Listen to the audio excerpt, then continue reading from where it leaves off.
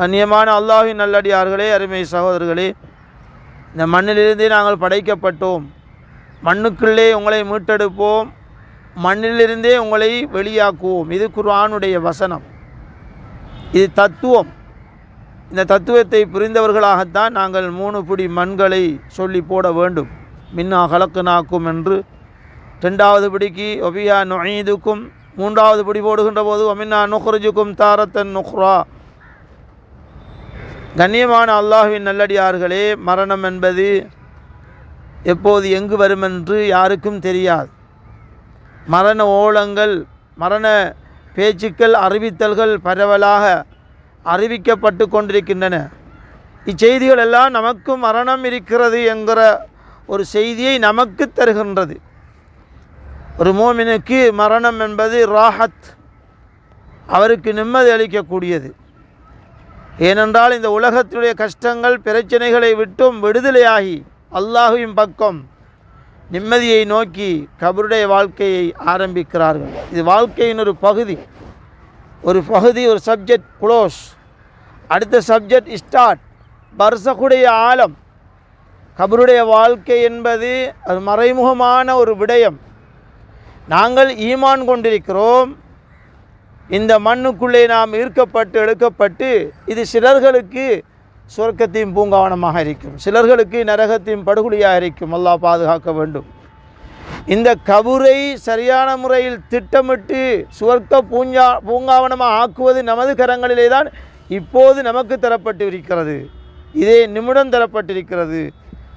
நமக்கு ஒரு செய்தியை இந்த தாயார் பத்ரு நிசா மர்ஹூமா அவர்கள் சொல்லிவிட்டு மறைந்திருக்கிறார்கள். அவர்களை நாம் இப்போது மண்ணால், பிடவையால், பலகையால் மூடி எந்த விதமான சுவாசமும் எடுக்க முடியாத அளவுக்கு ஒரு பூமிதான் நம்முடைய சடல ஊனங்களை மறைத்து பாதுகாக்கிறது. அப்படியான ஒரு பெருமதியை இந்த பூமி செய்கிறது. இல்லையானால் நம்முடைய உடல்கள் அழுகி புழுத்து வெவ்வேறு பிராணிகளுக்கு அது இரையாக ஆகிவிடும். அதனால தான் இஸ்லாம் அடக்கம் செய்வதை அது பெரிய ஒரு சுத்தமாக சொல்லுகிறது. அது சுத்தமான ஒரு ஒன்று. எனவே கனவான்களே, பெரியோர்களே, நீங்கள் உயிர் வாழுகிறீர்கள், இதே நிமிடம் நீங்கள் கபரும் பக்கம் வர இருக்கிறீர்கள். நல்லமல்களை கூடுதலாக நினைத்து செய்து கொள்ளுங்கள் என்ற செய்தியை சொல்லிவிட்டு வஃபாத்தாக இருக்கிறார்கள். கண்ணியமானவர்களே, அபூபக்கர் சித்திக் ரலியல்லாஹு தஆலா அன்ஹு அவர்கள் சொல்லுவார்கள், அல் மௌத்து கரீபுன் மின் ஷிராக்கின் அலி. ஒரு மனிதனுடைய மரணம் என்பது ஒரு பாதரட்சியில் போட்டிருக்கின்ற பட்டி காலோடு ஒட்டி கொண்டிருப்பதை போல மரணம் நம்மோடு ஒட்டி கொண்டு தான் இருக்கிறது. அதை விட்டும் யாரும் விலகி கொள்ள முடியாது. எப்போது எங்கு வரும் என்று யாருக்கும் தெரியாது. ஒரு பதட்டமான ஒரு சந்தோஷத்தை சரியாக கொண்டாட முடியாத ஒரு உணவை அல்லது ஒரு கட்டடத்தை, ஒரு பட்டத்தை, ஒரு பதவியை, சொத்தை, சுகத்தை சரியாக அனுபவிக்க முடியாத வாழ்க்கை தான் இவ்வுலக வாழ்க்கை என்றிருந்து தெரிந்தும் கூட மன்னரை வாழ்க்கையை மறந்து வாழ்கிறதை பார்த்து நாம் ஆச்சரியப்படுகிறோம். எனவே கண்ணியமானவர்களே, கனவான்களே, எங்களுடைய உடை, நடை, பாவனை, செயல்கள் அனைத்தையும் அல்லாஹ் உற்று நோக்கி கொண்டிருக்கிறான். நாம் நிதானமாக பூமியிலே நடக்க வேண்டியிருக்கிறது. நல்லமல்களை கூடுதலாக செய்வதோடு மக்களோடு அன்பாக, பண்பாக, நேசமாக பழக வேண்டியிருக்கிறது. இது பாரிய ஒரு இபாதத். எனவே இவைகளை நாம் சேகரித்து கொண்டுதான் இந்த கபருக்குள்ளே நாம் வர வேண்டும். இல்லையானால் கபருக்குள்ளேயும் நாம் கேள்வி கணக்குக்கு தப்பிக்கொள்ள முடியாது.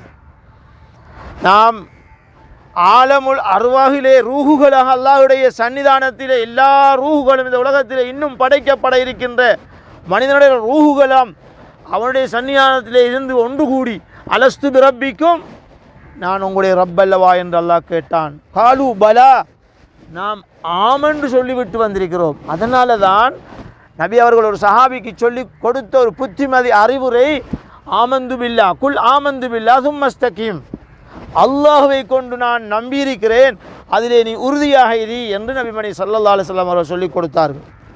அப்படி உறுதியாக அந்த இஸ்திகாமத்தை நாம் பாதுகாக்கிறதுக்குத்தான் இந்த மரணங்கள், சமூக அழிப்புக்கள் நமக்கு ஈமானை அதிகரிக்க செய்யும், அமல்களை கூட்ட வைக்கும், உலக பற்றை குறைக்க வைக்கும், உலக ஆசாபாசங்களை குறைக்க வைக்கும், அதிகமான அமல்களை செய்ய வேண்டும் என்ற ஒரு உணர்வை உண்டு பண்ண வேண்டும். இதுதான் ஜனாசாவில் கலந்து கொள்கின்ற பிரதானமான நோக்கமாக இருக்கிறது.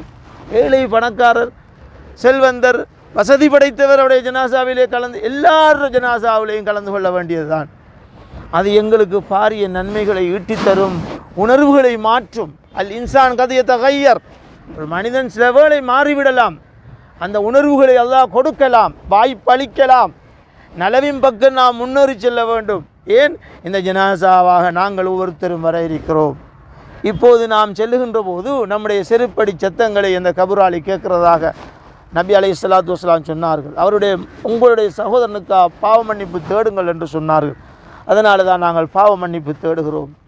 நமக்கு யாரெல்லாம் வந்து எத்தனை பேர்கள் கலந்து கொண்டு நம்முடைய பாவ மன்னிப்புக்கு பிரார்த்தனை கையேந்துகிறார்களோ நமக்கு தெரியாது.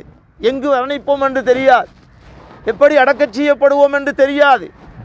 4 கடமைகளும் நமக்கும் செய்யப்படுமா என்று யாருக்கு என்ன உத்தரவாதம் இருக்கிறது? எனவே தான் கண்ணியமானவர்களே, அல்லாஹ்வின் நல்லடியார்களே, நாம் அல்லாஹ்வின் பக்கம் ஒதுங்கி கொண்டே இருக்க வேண்டும். மாற்றங்கள் எங்களிலே நடந்து கொண்டே இருக்க வேண்டும். மனமாற்றம், செயல்பாடு மாற்றம், இபாதத்துக்களை கூட்டுதல், இவைகள் தான் என்று தேவை. கபரை நோக்கி நாம் ஒவ்வொரு நாளாக பிரயாணம் செய்து கொண்டிருக்கிறோம். போன நேரம் மீண்டும் வராது, விட்ட காத்தை மீண்டும் எடுக்க முடியாது. இன்னும் எத்தனை காத்துக்களை சுவாசங்களை நாம் எடுப்போம் போவோம் என்று நமக்கு தெரியாது. எனவே நாம் நாளை மரணிக்கு போவோம் என்ற வகையிலே தான் அமல் இபாதத்துக்களை செய்ய வேண்டும். அதுதான் இஸ்லாம் சொல்லித்தார புத்தி. நாளைக்கு மரணித்து விடுவோம் என்றால் எவ்வளவு அமல் இபாதத்தை செய்ய ஆசையோடு இருப்போம். உலகத்தை தேடுவதற்கு இன்னும் பல காலம் வாழலாம் என்ற நோக்கத்தோடு உலகத்தை தேடுவதென்று ஹதீஸிலே சொல்லப்பட்டிருக்கிறது.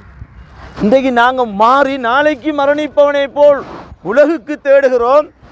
அமல் செய்து கொள்ளலாம், அது வயசு வரட்டும், பருவம் வரட்டும், முதுமை வரட்டும் என்று எதிர்பார்த்து அதனை பிற்போடுகிறோம்.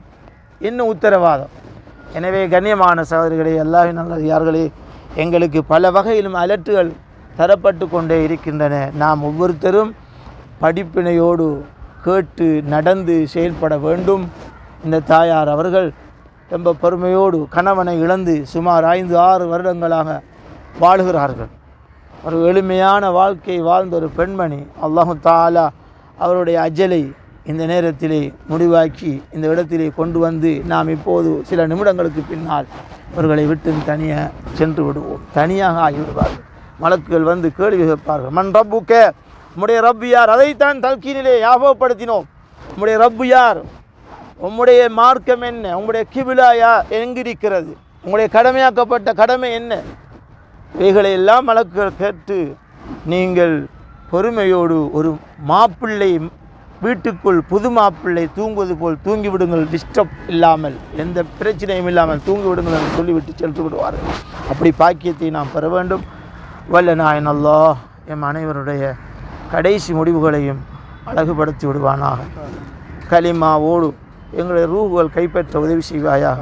யா அல்லாஹ், இந்த தாயார் அவர்கள் தெரிந்தும் தெரியாமலும் அறிந்தும் அறியாமலும் செய்த சிறிய பெரிய சகல பாவங்களை மன்னித்து விடுநாயனே. நீ இரக்கமுள்ள ரப்பியா அல்லாஹ். ஹாபிரு தம்பி காபிலி தௌபி, நீ பாவங்களை மன்னிக்கிறவன், தௌபாவை ஏற்றுக்கொள்கிற நாயன் யா அல்லாஹ். இந்த பெண்ணுக்காகவும் இந்த மையவாடியில் அடக்கப்பட்டிருக்கின்ற எங்களுடைய தாய் தந்தையர்கள், மூத்தார் முதியோர்கள், கபராளிகள் அனைவருடைய பாவங்களை மன்னித்து விடுக்கிறவையாளனே. யா அல்லாஹ், நிம்மதியற்ற வாழ்க்கையை வாழ்ந்து கொண்டிருக்கிறோம். எங்களுடைய மரணங்களை அழகுபடுத்தி இந்த பெண்ணுடைய கபரையும் ஏனைய கபர்களையும் சுவனத்தை பூங்காவனமாக ஆக்கிவிடுவாயாக. அவருடைய வேதனைகளை விட்டும் நீக்கி விடுவாயாக. யா அல்லாஹ், இவருடைய குடும்பத்தினர்களுக்கு பொறுமையை நசீபாக்கி துஆ செய்யக்கூடிய குடும்பமாக ஆக்கி விடுவாயாக. யா அல்லாஹ், எங்களை நல்ல அமல்களை செய்வதற்கு ஆர்வத்தையும் ஆசையையும் உள்ளத்திலே தந்து எங்களை நல்லவராக ஆக்கி நல்லவராகவே மரணிக்க செய்வாயாக. ரப்பிர்ஹம்ஹுமா கமா ரப்பயானி ஸகீரா. ஸல்லி வஸல்லிம் அலா ஹபீபிக ஸய்யிதினா முஹம்மதின் வ ஆலிஹி வ ஸஹ்பிஹி.